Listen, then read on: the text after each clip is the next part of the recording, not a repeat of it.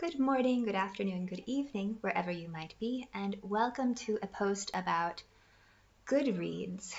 So it's about hacking the Goodreads system and seeing how many reviews are real and how many are artificial. So when a book shoots to the top of the New York Times bestseller list in one miraculous jump, it is either because it is by a famous person or because the system has been gamed. It is well known among publishing insiders that you can pay a large sum of money to have copies of your freshly published book purchased from a few key bookstores, and this will give you an instant New York Times bestseller. Real bestsellers tend to climb and taper more slowly as their popularity spreads through word of mouth. Meanwhile, online fake reviews are everywhere, but I would like to figure out if there is a way to quantitatively diagnose when the Goodreads review system has been hacked by fake reviewers. So the Goodreads scale is as follows. 1, I hated it, I couldn't finish it. 2, good concept, terrible execution. 3, I didn't love it. 4, it's a good book. And 5 is, oh my God, this is the best thing I've ever read. So my target is Matt Haig's bestseller, The Midnight Library. It was a Good Morning America Book Club pick. It has topped the Sunday Times bestseller chart. It was an instant New York Times bestseller. It also was a Goodreads Best Book of the Year Reader's Choice Award winner. And Haig bragged on Twitter that he was picking out an actress to play the lead role in a film adaptation.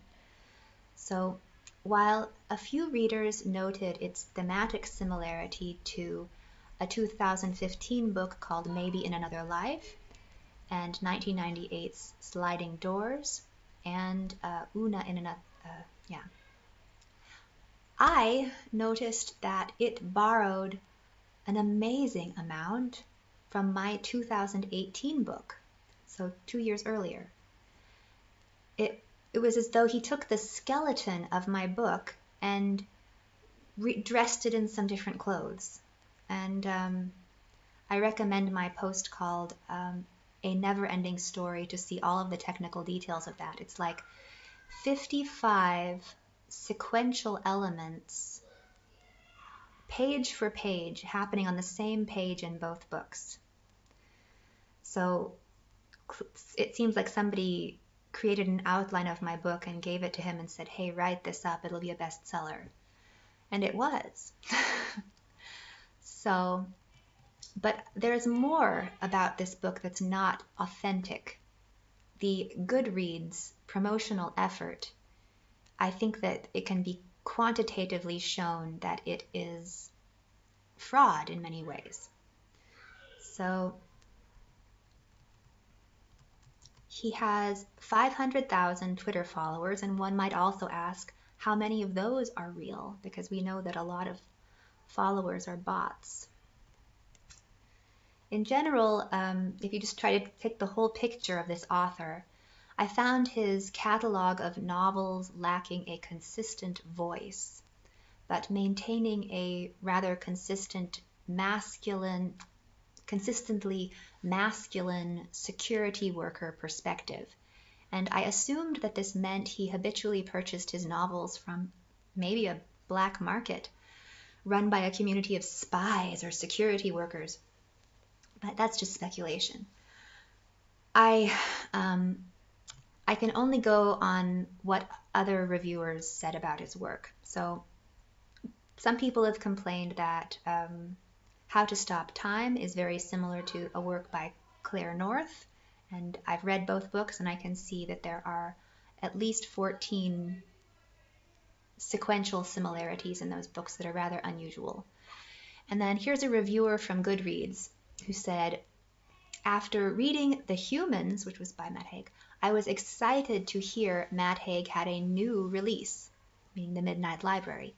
Interesting premise here. However, I feel like I'm in an alternate universe. How is this so hyped? So this person read the book and thought it would be as good as one of his earlier books and said, this is horrible.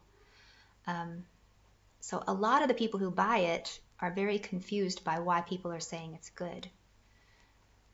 And another person wrote, it's quite heartbreaking to write a negative review for one of my favorite authors, but this book was a major disappointment. Perhaps my expectations were too high. So far I have loved all of Haig's books. The premise sounded very good, and there were numerous 5-star reviews that called this novel life-changing. What's not to like? And the premise was excellent. It's the execution that was poorly done. I created the premise, I created the bones, but I executed it in a better fashion. So he wrote, it's hard to believe that this is the same author who wrote The Humans. The writing was just juvenile. I could accept it in a young adult novel, but this was not a young adult novel. Short sentences, short chapters. At times it felt like I was reading an adapted book for people learning English, and that in some parallel universe there is the unabridged version of it. The characters were flat, and by characters I mean the main character, as the rest of them seemed so unremarkable that it's hard to even call them characters. They might as well have been trees or lampposts. They added nothing to the book. The novel in general lacked any kind of complexity. Even the life-changing bits sounded like inspirational posts from Pinterest. So it just goes on like that. So what I wanted to say to this reviewer, Lien, was that in this universe, there is a version of this story that is much smarter and more interesting. I know because I wrote it. And Haig seems to have taken that story, the bones of it, all of the moving parts, and then painted it to make it look more like chick lit. And, dumbing it down with Pinterest quotes, probably just taken right off the internet, like, if you aim to be something you are not, you will always fail. Aim to be you. Aim to look and act and think like you. Aim to be the truest version of you. Embrace that you-ness. I mean, what the heck? The fake depth that is provided by repetition is comforting to many, but it makes a lot of people cringe. And I'm mainly struck by the irony of this quote from a man who publishes books with such an inconsistent voice. Which one is the real Matt Haig? Is it the spy who is verging on madness and who uses very long sentences in The Humans? Is it the spy who lives forever and uses sentences of average length in How to Stop Time? Or the soulless chicklet written with preposterously short sentences in The Midnight Library? It's a strange catalog. It seems like a collaborative work of some sort. And the fact that they took the skeleton from my story to create this work tells me they probably do this all the time. So this book has, let's see, at the time that I wrote this post, it had 19,000 reviews. I'm going to look up Goodreads again. But today it has, 10 times more. So 147,000 reviews or ratings. Now, as time has passed, it started out when it first came out, when most of the ratings were probably via NetGalley purchased. He had a 4.37 out of 5 ranking on Goodreads and 4.4 out of 5 on Amazon. So, oh my gosh, this book is amazing, right? In comparison, truly popular books like Anne Rice's Interview with the Vampire have an average of only 4 stars out of 5. So if he's got 4.37 out of 5, the writing should be as good as Game of Thrones or The Green Mile or The Help, which are among the highest rated books on Goodreads. Yet, just a few short months later, his book has a rating of 4.21, which is still really high, but it's dropping. So it seems that as the real readers show up, the ranking is dropping. And I've been taking data on how this has progressed in order to try and figure out what percentage of the reviews are real. So it's also confusing because if you look on Amazon, the top rated review complained that the book was boring and trite. And so it has this really high overall rating, but yet the actual readers go in and upvote one of the bad reviews to show people what's really in the book. So I'm sure they're battling fake reviewers on Amazon, but on Goodreads, it seems to be a free-for-all. Maybe it's a dragnet, and they're planning to just repurpose all of these fake review writers for something more productive, rather than creating fraudulent advertisements for lousy books. So Amazon requires verified purchases and Goodreads doesn't. So Amazon's system is a little bit harder to game than Goodreads is. But nevertheless, it still looks like it's been gamed a bit because it still has a rather high rating.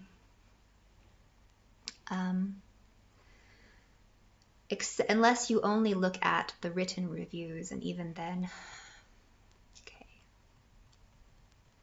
So one of the bad reviewers says, "I so badly wanted to love this novel, and I would have settled for liking it. Alas, I did neither. Everything was wrong with this book. The characters were shallow and underdeveloped. Their motives were barely explored. The prose was trying very hard and failing to be profound, instead just sounding cringy. And the way the characters spoke, it was like he'd never heard people have a conversation before. The plot was interesting, although it was so poorly executed that I could not wait until it ended. Honestly, I found it," another person wrote, "very repetitive, predictable, full of naff inspirational quotes that are more like common sense, like 'the only way to learn is to live,' or 'never underestimate the importance of small things.' I forced myself to read the whole book because I'd already paid for it, but it was a struggle." And another person wrote, "I bought this book due to the good reviews. Now I'm wondering if these reviews were written by the author's mother. It is a dull, badly written book full of obvious overstatements. The main character is a drag, and the story drags on. How did it get published?" So this makes the 5-star reviews sound really weird, and there are lots of them. Like, "Oh my God, this book makes you really appreciate what you have in life." Or the top review right now is, "Okay, no more words. This is one of the best sci-fi dances with fantasy, which carries additional philosophic vibes novel of the year. I loved it." This is not kind of toasting the book and raising your glass kind of loving it. This is more like climbing at the top of the roof and declaring your love by shouting it and howling to the moon kind of love. And there were 405 likes on this review. Are these people, what's going on in their heads? What is strange is that many of the glowing reviews throw oblique shade at the book for being similar in premise to other recent popular chick lit novels. But the surface gloss of the book, it's like a mashup of stuff that was, it's kind of the surface gloss is like a mashup of stuff that people are familiar with, but the bones of the novel, the actual step by step what happens next in the book, those came directly from my book. And I'm drawing attention to this one in particular because I don't think that's okay, because this is an industry insider doing this, and it's a form of plagiarism where they've taken a 55-point outline of my book and then just used that to create a new book. And this is a very detailed outline, like with really offbeat things like married in another life, toxoplasmosis, all in the same order. It's not okay. if you have a book or a detailed outline next to you of somebody else's book while you're writing your version, you're doing something wrong. It's like taking a zombie idea and injecting it with fresh blood from somebody else's book. Then the result is as ugly as you would expect. I object to having the blood extracted from my novel because it needed that blood. And when somebody else uses it, it gets stale. So if somebody picks up my book and they read it, they'll say, oh, I've seen this sequence before. I've seen this plot sequence before. And I don't. That, it ruins my book's uniqueness. So, okay, I'm off topic. I need to get back to Goodreads. So the easiest way to see if a book is saturated with fake reviews is to see how it is dropping over time. So it started off with 4.37 when it first came out in the first month, and now it is about a half year later, 6 months later, and it's dropped down to 4.2. So once you have a big mass of reviews, it's hard to change the average that much, but that tells you that as more and more people are actually buying it, they're coming out and saying this is bad. And so right now there are 1,000 written reviews that say, I could barely finish this, it was so awful. So if 1,000 people come out and they really put an effort into writing a bad review, you should really wonder what's going on with all of the, with such a high rating. So I really wasn't very succinct when I wrote this blog post. So there's another weird thing going on Goodreads, because a lot of the initial reviews got lots of upvotes and congratulatory comments. It was almost as though a person who had written a detailed synopsis of the book as one of the first reviews, that there was a whole tribe of people coming on to thank them for writing that synopsis so that they could use that to write their own reviews, even if they hadn't actually written the book, if they hadn't actually read the book. So it was like once one synopsis had been written for a book, all of these professional reviewers would just read the synopsis and not read the book, and then they would go and write their own review so that they could get the $20 Amazon credit offered by the NetGalley review service. So I'm certain that, Amazon is a huge company. I'm certain they have data on all of these people and they know exactly who is doing this. And so it's just a question of what they're going to do with all of these people. Are they going to basically say, if you want to use Amazon in the future, you have to do some work for us, perhaps like policing fake reviews. It takes a thief to catch a thief. They could put them to work as plagiarism detectors or fake review detectors in order to earn back their good graces and be allowed to use the Amazon platform again. I think that's what Amazon would do. So Amazon has started to crack down on paid shills, and so I think it's just a matter of time. One of the people wrote in her review, "Let's be kind to the people in our own existence." Now, what kind of thinking is this? It's almost as though some of these New Age philosophies have caused people to think that only a small group of people that they know actually exist and everybody else is an illusion. That this whole idea of the multiverse, it gives people the idea that people aren't real, that we are just like these godlike beings and our thoughts create reality. But this is an extremely immoral way to think, because then what you do doesn't impact real people, That's what so Matt Haig's book is about the multiverse, encouraging people to think about how we could be living in it. But the point of my book was to encourage people to think critically about the idea of a multiverse, to say, wait a second, is this good for people to believe? This is actually very socially disruptive if people actually think along these lines.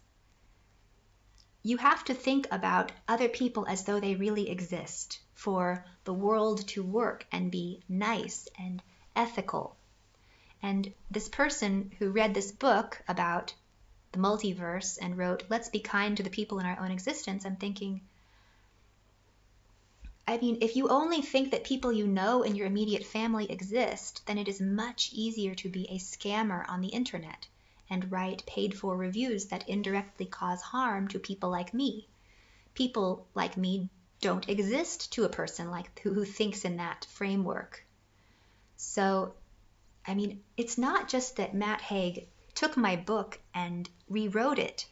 It's that he took the underlying message of my book, which was multiverse madness is socially disruptive, and he turned it on its head. So now there are all these dumb people reading it and thinking, oh, I live in a multiverse. That means that I can create my own reality, and if I commit crimes that hurt somebody I've never met, they're not really getting hurt because they don't really exist. So this book is actually highly immoral, and it's on so many levels. It's just something worth thinking about, I think.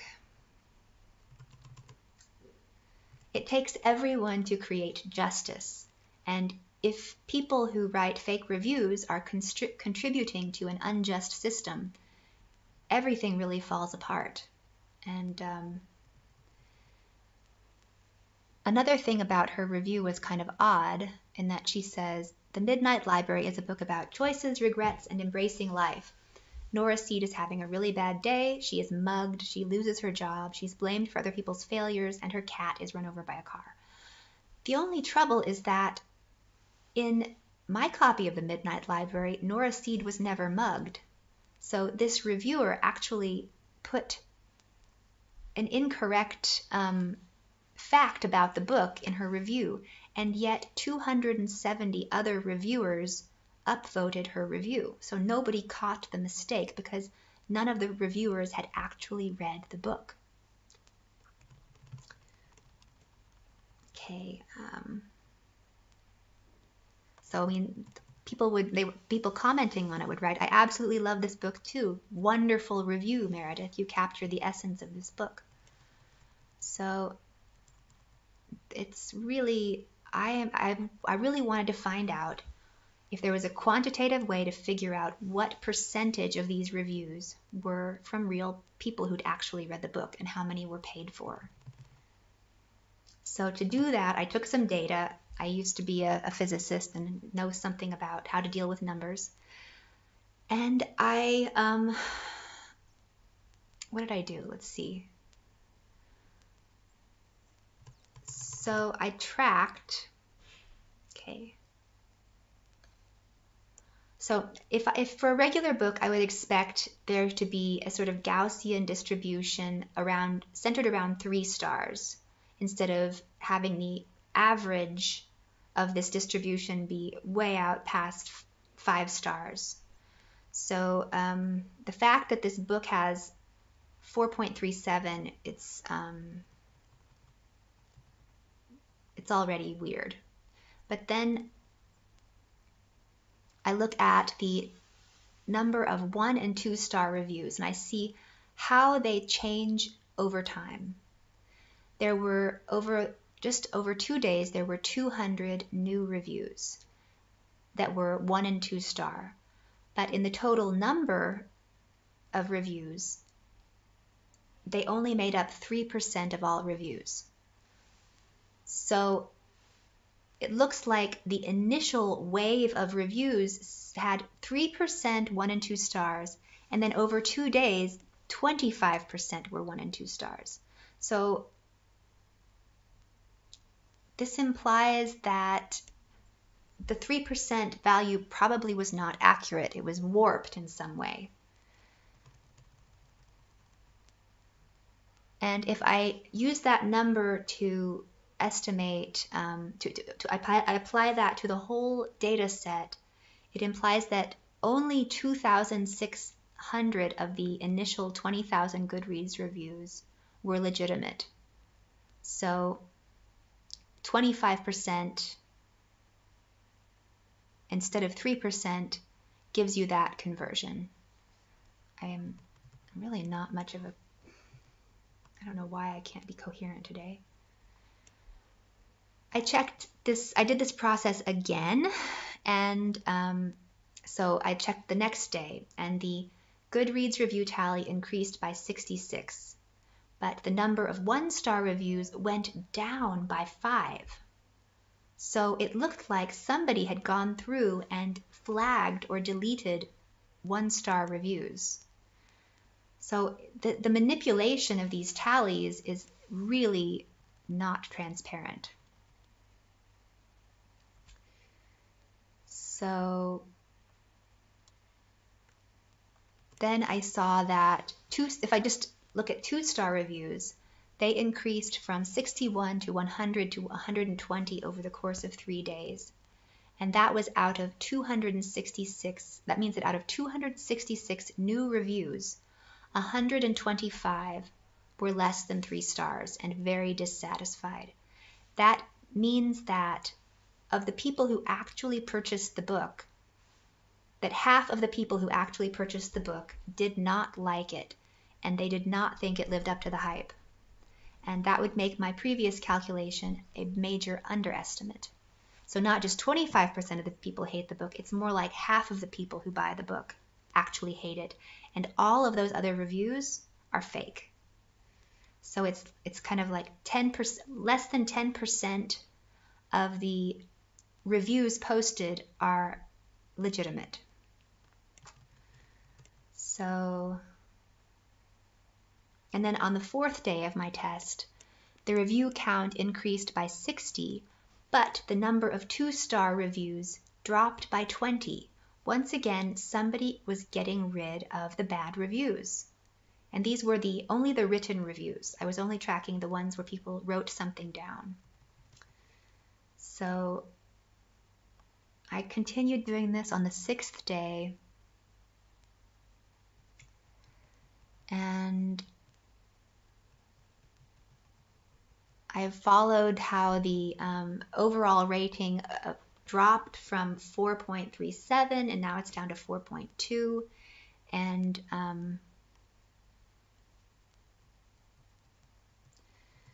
just little things like the total review count would increase by 10%, but the bad review count would increase by 20%, that kind of thing. And if the earlier reviews had been genuine, they would have increased by about the same amount. I apologize for the disorganization of this post. Maybe I'll do it again. But maybe you'll just see that I'm a real person who's not completely organized all the time. I mean, creative people tend to be a little bit disorganized. Today it's worse than usual, but I hope you learned something. Until next time. I'll do better next time. This was awful.